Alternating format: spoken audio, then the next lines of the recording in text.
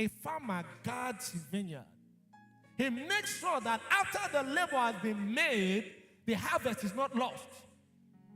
So what do we do when we see foxes in our vineyard? What do? We pursue them.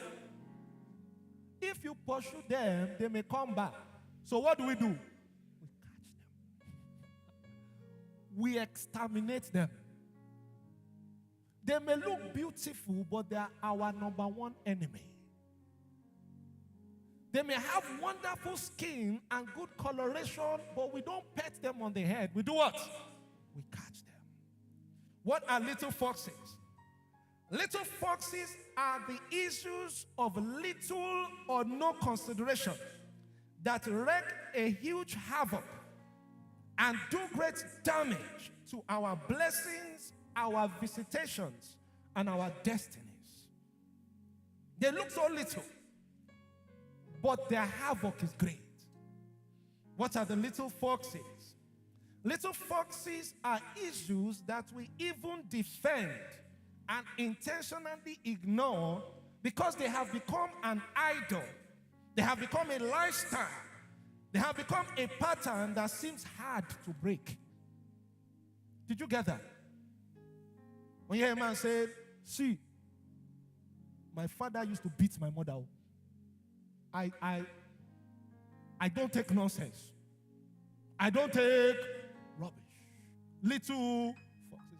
Oga man, you have an anger problem. Are you still connected this morning? Little foxes are areas that you defend because you don't know how to live your life outside this manifestation. But they are robbing you of your blessing. What are little foxes? Little foxes are the stronghold of Satan whenever you appear at Shiloh. The stronghold of the devil. It started little by little, but now it is a stronghold. It has affected your spiritual growth. It has taken peace and rest away from you. You know that you are not enjoying the best of God because these things still exist in your life. They are the little foxes that destroy the vine. Listen carefully. If you appear at Shiloh with your little foxes, God may appear, but you may not be able to enjoy the manifestation of his appearance. Others may be blessed and you may return the same. If you come to Shiloh without making sure that you catch the little foxes. Listen carefully. The major barriers in destiny that most people face are the manifestations of the activities of the little foxes. Shall I say that again? Most of the major barriers in destiny that we face are always the manifestations of the activities of the little foxes. I'm going to share some examples of major destiny barriers. Number one, regrets, unforgiveness, and retaliation. They are major barriers in destiny. They always keep you focused on yesterday. True or false? Regrets, retaliation, unforgiveness. It will always take you back to yesterday. Others have moved on except you. There are major barriers in destiny. Lot's wife looked back and she was turned into a pillar of what? In this kingdom, we don't look back. Forward ever. Another example of major destiny barriers are negative habits and addiction. Negative habits and addiction.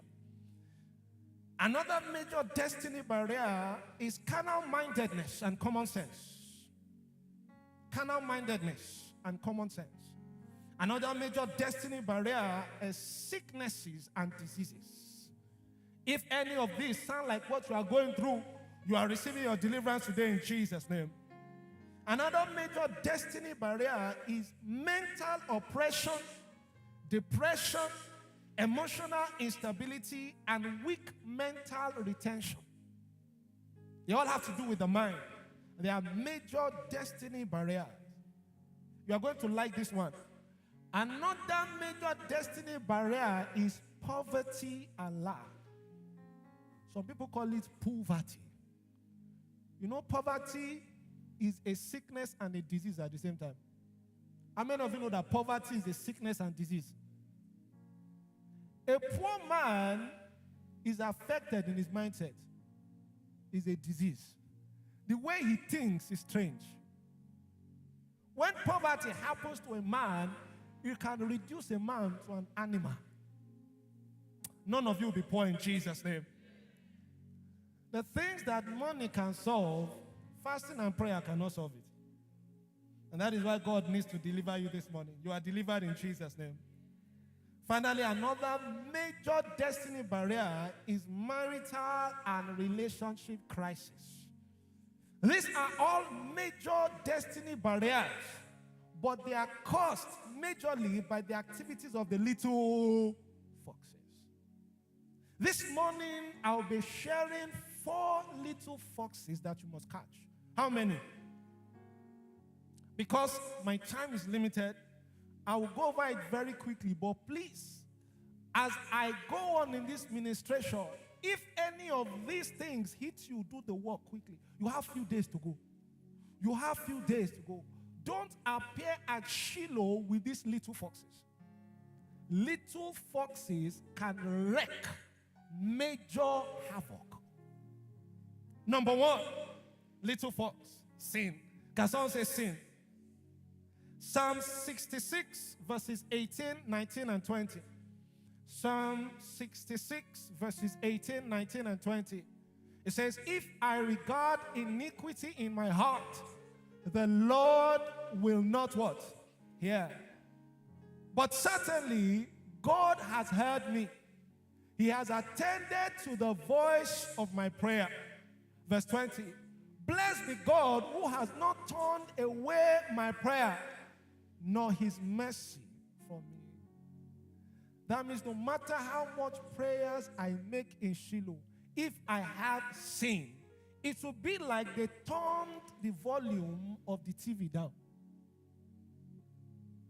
Have you watched TV and there's no volume? You say, well, that's how God sees you. You can't hear anything. Why? Because there's sin in your heart. Sin is a little fox that will destroy your encounter with God. You know that we have changed the name of sin. We changed it from fornication to hookup. It's still a sin. It's still a what? It's still a what? We have changed alcohol to hot. I want to take hot.